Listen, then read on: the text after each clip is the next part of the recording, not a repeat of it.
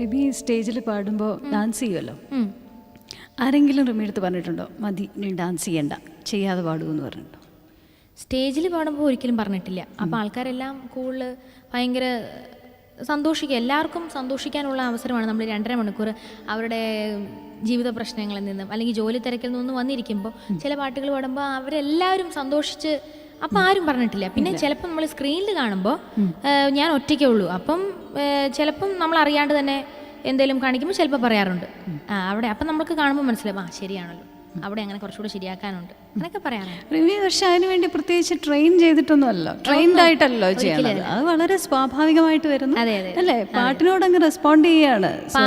ഒരു നമ്മുടെ ഒരു എന്താ പറയാ, ഒരു പാട്ടിൽ നമ്മളൊരു എന്താ പൂർണ്ണമായി പോണു അത്ര തന്നെ.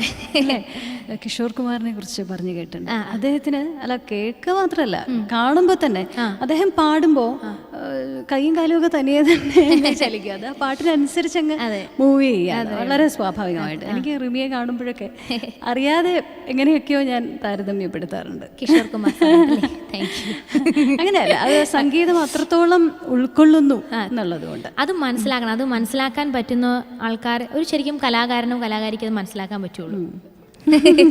ശരിക്കും സംഗീതവും നൃത്തവും രണ്ടും വേറെ അല്ലാന്ന് പറയാം, ഒന്നിന്റെ എക്സ്റ്റൻഷൻ തന്നെയാണ്. അപ്പൊ പാടിക്കൊണ്ട് നൃത്തം ചെയ്യുക അല്ലെങ്കിൽ നൃത്തം ചെയ്യുമ്പോൾ പാടുക എന്ന് പറയുന്നത് വലിയ തെറ്റൊന്നും ഉണ്ടെന്ന് തോന്നുന്നില്ല.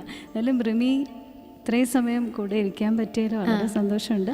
നമ്മുടെ പല പ്രേക്ഷകർക്കും റിമിയെ ഇങ്ങനെ ടി വിയിലൊക്കെ കണ്ട് റിമിയുടെ അവതരണം ഇഷ്ടമാണ്. റിമിയുടെ അടുത്ത് ഒരുപാട് ഫ്രീ ആയിട്ട് ആൾക്കാരെല്ലാവരും സംസാരിക്കാറുണ്ട്.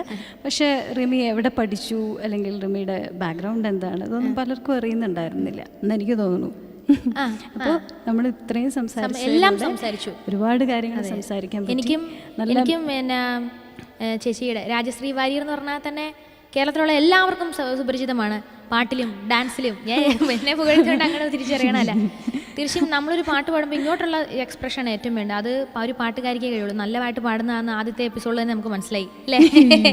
അപ്പം ഇനി പാട്ടും ഡാൻസും ഒക്കെ മുന്നോട്ട് കൊണ്ടുപോകണം ഞങ്ങളെല്ലാവരും പ്രാർത്ഥിക്കുന്നു. റിമിക്ക് എല്ലാ ആശംസകളും നേരുന്നു. സന്തോഷം. Thank you. വന്നു